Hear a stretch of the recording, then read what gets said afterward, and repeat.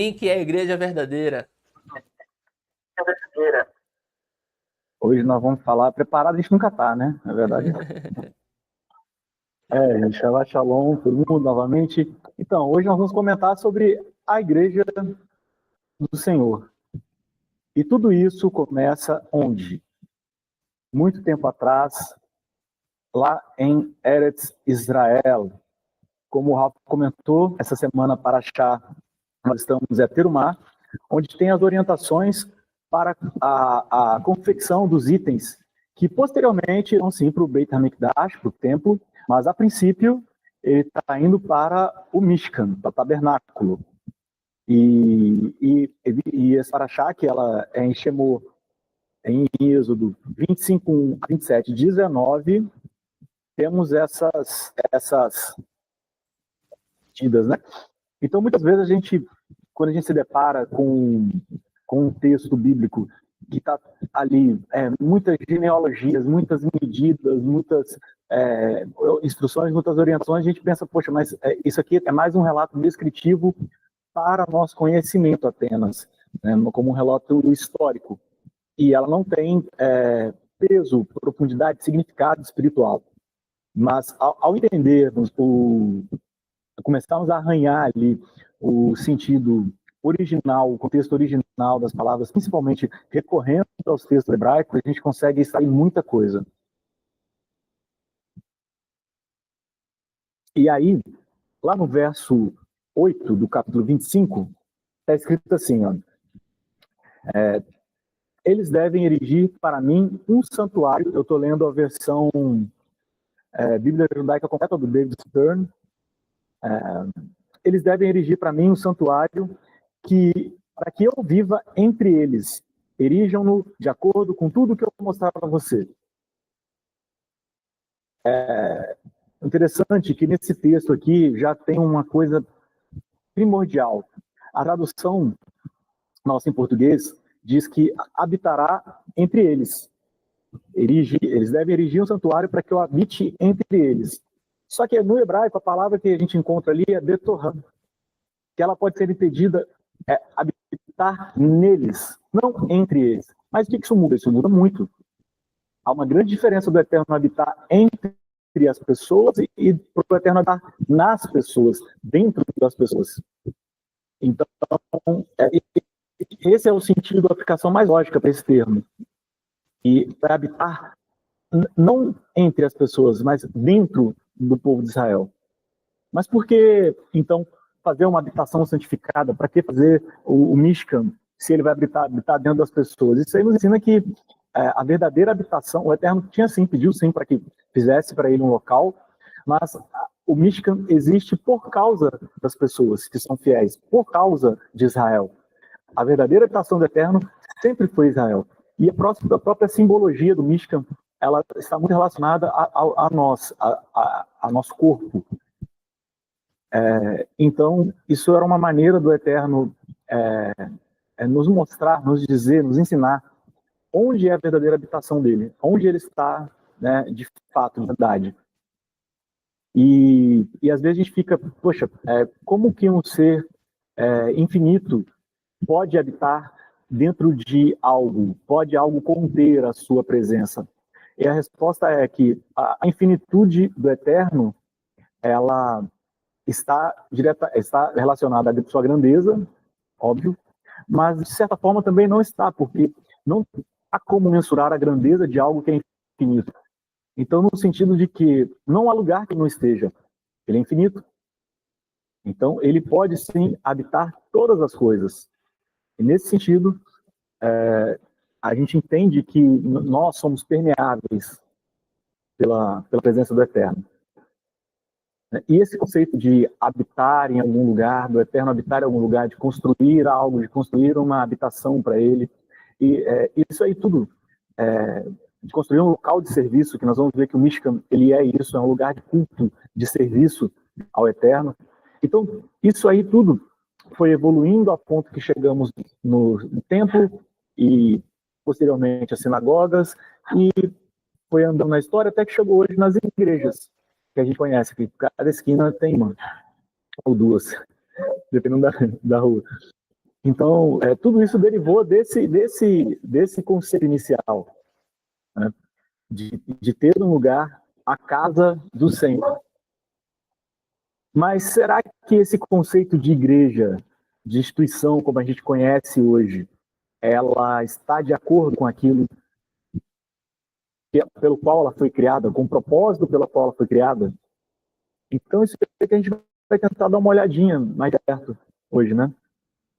A igreja, como nós conhecemos, ela tem a mesma função do que a igreja, a concentração de pessoas. E aqui nós vamos focar numa palavrinha-chave daqui a pouco. Para continuar nossa conversa, a gente vai lá no capítulo 35 de Êxodo. No final de 34, ali de Êxodo, fala sobre Moshe descendo com as duas tábuas. Né? Descido com as duas tábuas, o povo foi lá, fez o bezerro, fez aquela algazarra, né? Aí ele quebra as duas tábuas, por quê? Porque aquilo ali era um pacto, uma aliança, um contrato que ele estava firmando entre o Eterno e a noiva, e Israel. E se a noiva recebe aquele contrato, já era. A aliança estava firmada e teria que ser cumprida. Então, as penalidades pelo não cumprimento já iriam ser impostas imediatamente. Por isso, Moshe quebra o contrato e ele volta e pega novamente o contrato. Dessa vez ele escreve, não o próprio Eterno, enfim. E ele desce com o rosto reluzente ali, brilhando. As pessoas ficaram com medo dele. Então ele tinha que cobrir o rosto para falar com as pessoas e descobrir o rosto para falar com o Eterno. Assim acaba o capítulo 34. E aí ele reúne as pessoas para então entregar a Torá. E aí é onde nós estamos, no capítulo 35, verso 1. Tem aqui duas versões para a gente ver. Moisés reuniu toda a comunidade dos filhos de Israel e anunciou-lhes: eis o que Adonai vos mandou fazer. Isso está na Bíblia King James. Na nossa João Ferreira de Almeida, diz assim: então Moisés convocou toda a congregação dos filhos de Israel e disse-lhes: essas são as palavras que Adonai ordenou que cumprisseis. Então percebe que aqui tem duas palavras diferentes, congregação e comunidade, para a mesma palavra em hebraico. Ela vem a ser kahal, que significa isso, né? Congregação, assembleia, ajuntamento. E foi esse termo que, no decorrer da história, se tornou em grego eclésia e no nosso latino, na nossa língua latina, igreja. E é interessante a particularidade aqui que a gente encontra no hebraico, que diz assim: então reuniu Moshe Aleph Tav, toda a congregação dos filhos de Israel. Então, quando a gente vai para o... A gente já comentou aqui, mas caso alguém não tenha visto ainda, alguém não tenha essa informação, quando a gente vai lá para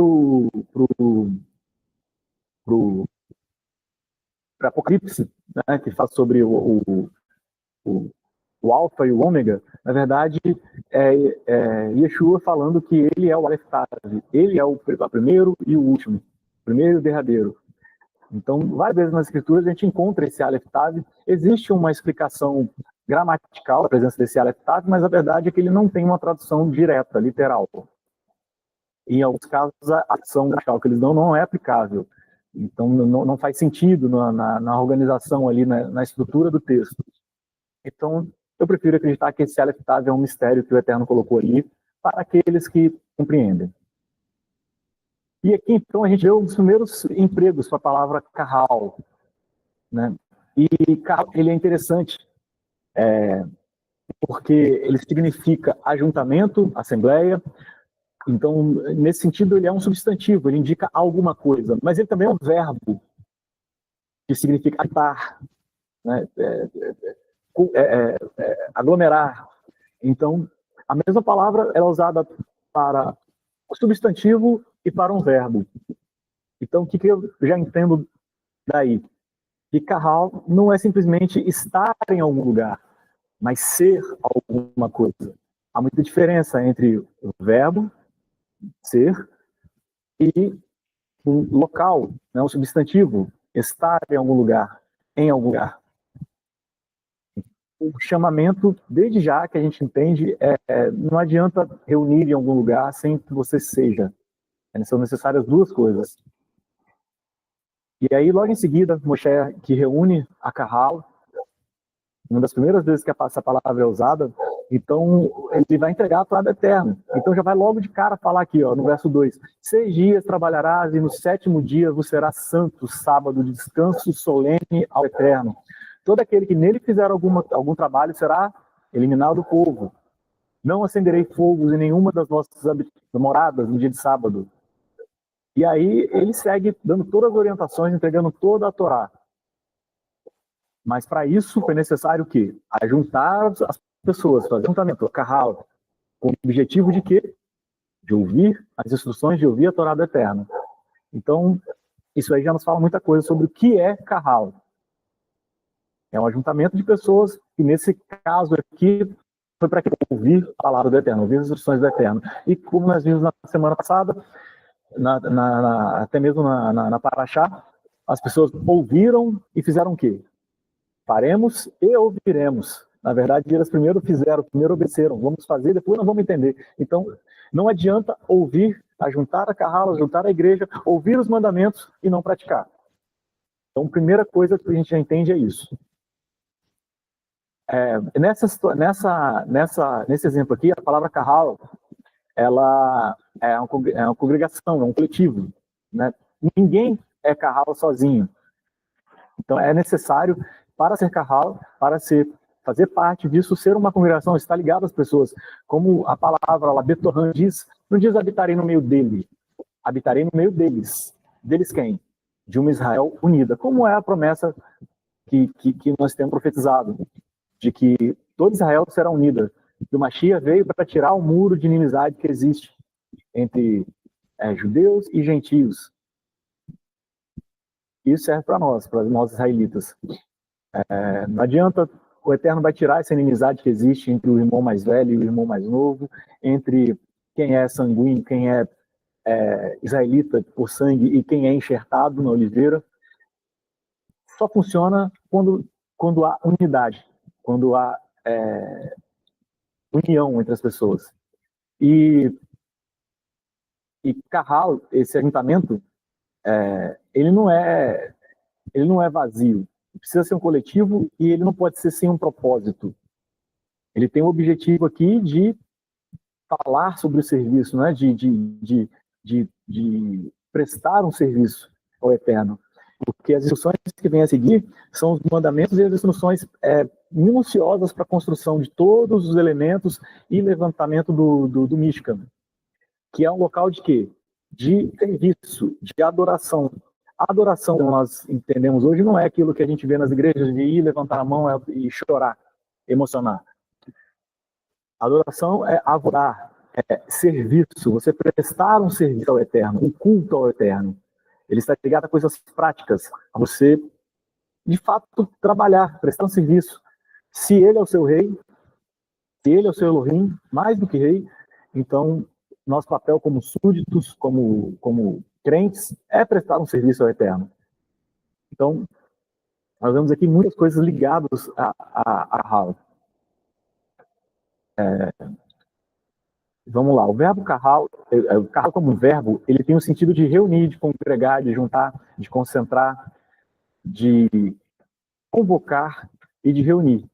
Nesse sentido, portanto, ele vai expressar a ideia de reunir um grupo de pessoas tais como o povo.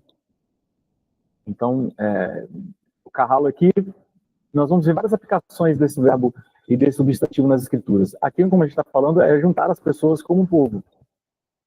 Como a gente consegue ver um exemplo, no dia que estavas diante de Adonai, teu Elohim, no Horeb, isso está em Deuteronômio 4:10, tá, gente? No dia que estavas diante de Adonai, teu Elohim, no Horeb, quando o Eterno te ordenou, reúne-me, povo, para que eu faça ouvir a minha palavra, a fim de que aprendam a respeitar-me com amor reverente por todo o tempo que viverem sobre a face da terra, e assim ensinem os vossos filhos. Então, nesse exemplo aqui, Carral dá essa ideia de reunir as pessoas. E o interessante é que, novamente, o Eterno está dando uma ordem para a reunião das pessoas, para fazer o quê? Para que os faça ouvir a minha palavra, a fim de que aprendam a respeitar-me com amor reverente, com temor. Então, o Eterno está mandando reunir com o objetivo de ouvirem a palavra e de acrescentar neles temor, amor reverente. E novamente nós vemos a reunião de Israel relacionada aos mandamentos, e nós vemos o Aleph Tav. O texto no hebraico diz assim: no dia que estávamos diante de Elohim Horeb, quando o Eterno ordenou, reúne-me, e no hebraico dá para entender, reúna a Aleph Tav, o povo, para que eu faça ouvir o quê? Aleph Tav novamente, a minha palavra, a fim de que aprendam a respeitar. Então, a Aleph Tav como a gente pode ver lá em Apocalipse 22:13, né?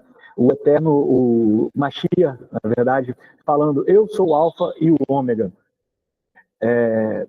Ora, por acaso, um Messias israelita vai falar com um discípulo que naquele momento estava como profeta israelita, em qual língua?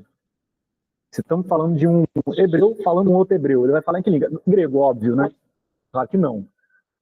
Aí como é que você pode provar isso? Podemos provar de várias maneiras, né? Em Atos 26:14, quando Shaul ele tem a visão, ele cai do cavalo lá, que ele tem a visão, o texto fala que ele ouviu uma voz que falava com ele em língua hebraica. Isso está em Atos 26:14. Então, o Mashiach ele se comunicou em hebraico com Shaul, obviamente se comunicou em hebraico com Yohanan também. Então, quando ele falou lá, eu sou o Alfa e o Ômega, na verdade ele falou, eu sou o Aleph Tav. Essa é a importância da gente entender essas minúcias, né? Então aqui o Eterno ele está pedindo para reunir o povo ao Aleph Tav para ouvir o quê? O Aleph Tav é sua palavra viva. Mas a gente pode encontrar também Kahal com outros propósitos, né? Eu não vou citar aqui, ler todas as referências, só vou citar as finalidades que a gente encontra Kahal, né? Nós encontramos aqui, nós já entendemos que é um ajuntamento de pessoas com o objetivo de ouvir os mandamentos, aprender os mandamentos, obedecer os mandamentos e prestar serviço ao Eterno. Então, nós vemos aqui a palavra Kahal usada também para unir as pessoas para uma defesa mútua, para que as pessoas possam se defender mutuamente. Isso está em Esther 8:11. Entrar em guerra, Josué 22:12, Juízes 21, adorar, como já falamos, está em 2 Crônicas 20:26. Depois eu vou colocar essas referências, porque são muitas referências, para olharem cada uma delas, né? Infelizmente, temos Kahal também usado num sentido muito negativo, que é pedir a ídolos. Quando Moshe, quando eu comentei, subiu e desceu a primeira vez da montanha que as pessoas fizeram ali o bezerro de ouro, a palavra para quando as pessoas se juntaram ao redor de Aharon pedindo o ídolo, também é Kahal. Ou seja, o ajuntamento ele pode ser para algo negativo, pode ser para algo ruim. E, enfim, nós vemos vários outros usos da palavra Kahal nas escrituras, para todas as coisas. E com isso nós vemos que tem muitos objetivos diferentes que se emprega essa palavra Kahal. E não é somente reunir num lugar para prestar culto, reunir num lugar para poder ouvir ensinamento e não praticar. Não, Kahal significa união em todos os sentidos. Defesa mútua, guerra. Olha, como o Ralph comentou aí, foi comentado semana passada, se tiver algum problema entre algum de nós aqui, nossa primeira atitude é tentar ir lá e apartar a confusão. Se não der jeito de apartar, então vamos entrar junto, bater junto, apanhar junto. Então, Kahal é isso, é esse tipo de unidade que gera como uma família. Para quê? Estamos juntos para qualquer coisa. Estamos juntos para tudo. Se é para guerra, vamos para guerra. Se é para celebrar, vamos celebrar. Se é para chorar junto, vamos chorar junto. Se é para correr junto, vamos correr junto. Isso é Kahal. Não a gente juntar num lugar de reunião, algumas vezes por semana, virar para o irmão do seu lado e falar que eu te amo em Jesus Cristo, e no final da reunião vai cada um para a sua casa, muitas vezes falar mal do coleguinha que estava do seu lado e que você estava dando um abraço e falando que amava há minutos atrás. Kahal é estar junto, é estar, de fato, viver como uma família, como uma comunidade, porque o Eterno não vai habitar em um só indivíduo, ele vai habitar no coletivo. Como o Mashiach disse, né? Que sejamos para o mundo, veja ele através de nós. Isso é Kahal. Isso é ser união, ser igreja. E isso me leva a um vídeo que eu vi essa semana de um influenciador, e o perfil dele no Instagram é Ariel Seco. Ariel, se esse vídeo chegar até você, eu acho bem difícil, mas não é uma resposta, não é uma refutação, muito pelo contrário. Esse Ariel, ele tem um conteúdo excelente, eu aprendo muito com ele, e considerando até que ele tem um viés mais cristão, mas ele busca os textos na sua origem, né, os textos originais, então é muito interessante. E ele fez um post falando sobre sobre igreja, né? E o argumento dele é que em Atos 7 está escrito assim: então é o Moisés que disse aos israelitas: Deus os levantará dentre vossos irmãos um profeta semelhante a mim. Moisés esteve na congregação do deserto com um anjo que lhe falava no Monte Sinai e com os nossos antepassados e recebeu palavras vivas a fim de nos serem transmitidas. Então, o argumento dele é que aqui em Atos, quando fala que Moisés esteve na congregação do deserto, a palavra usada aqui é eclésia, que nessa situação, nesse texto, foi traduzido como congregação, mas em praticamente todos os outros textos do Novo Testamento, eclésia é traduzido como igreja. Então, qual o ponto que ele quer provar? Que o contexto, que o conceito de igreja, ele já existia lá atrás na congregação do deserto. Conseguindo entender? Se a gente for para a Septuaginta, que é a versão do Antigo Testamento em grego, onde está lá Kahal, nós vamos encontrar eclésia.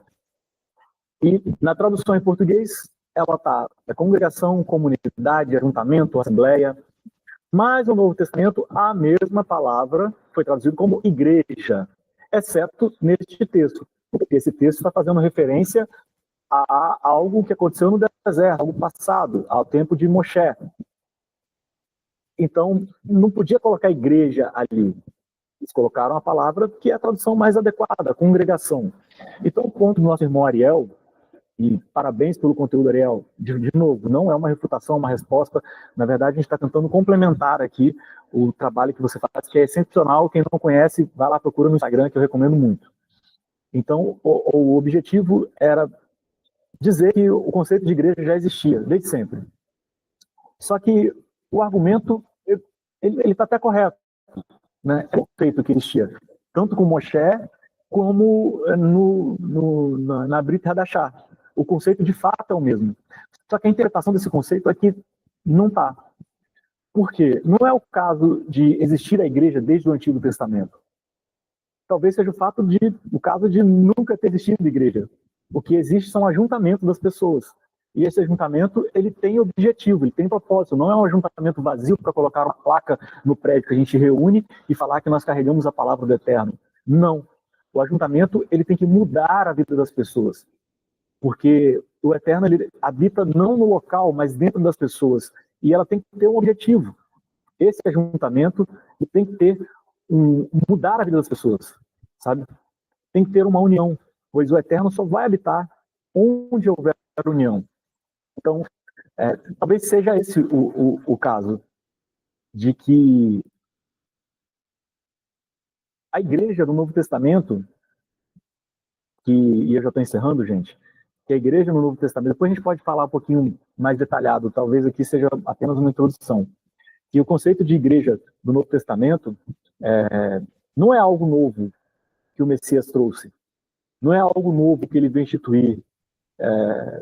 Eu ouvi essa semana um argumento dos nossos irmãos da Igreja Católica falando sobre a Basílica de São Pedro está construída em cima do túmulo do apóstolo Kefa, do Pedro, para cumprir a palavra que Jesus falou, que sobre ele edificaria a sua igreja. Não é muito difícil. Se a gente for para o grego, muito dificilmente a Brit Hadashah foi escrita em grego. Era hebreus falando para hebreus. Não tinha como ser escrito em grego. Mas vamos pegar no grego, que é o que nós temos de comprovação, né? Está lá, Kefa, tu és Petros, e sobre essa Petra edificaria a minha igreja. Então nós temos duas palavras aqui, Petros e Petra. Petros é uma pedrinha, algo que você encontra no caminho. É um pedregulho. Então, é a isso que o Eterno, que o Mashiach, perdão, está relacionando Kefa. Mas ele fala sobre essa pedra, sobre essa rocha, sobre essa montanha. E quem é a montanha? O próprio Mashiach. Sobre essa montanha, sobre essa rocha, edificarei a minha igreja. Carral, né? Não tenha nada a ver com instituição. Edificarei o quê? O ajuntamento das pessoas que creem em mim, que guardam os mandamentos do Eterno, tem o testemunho, o meu testemunho. Era isso que o Mashiach estava falando. Então, não existe essa de Israel espiritual, que Israel foi substituída pela igreja, que agora é a igreja do Senhor, que o Eterno trata, e Israel vai ficar para a tribulação. Não existe isso, gente. O que existe é o conceito de congregação, de ajuntamento, de pessoas com o mesmo objetivo, que é o quê? Ouvir as leis do Eterno, obedecer minuciosamente às leis do Eterno, brigar um pelos outros se for necessário, apoiar, dar suporte, reunir em nome do Mashiach. Como ele disse, onde tiver 2 ou 3 unidos, ali eu estarei, em meu nome, né? Ali estarei. Então esse é o objetivo de Carral, esse é o objetivo de igreja.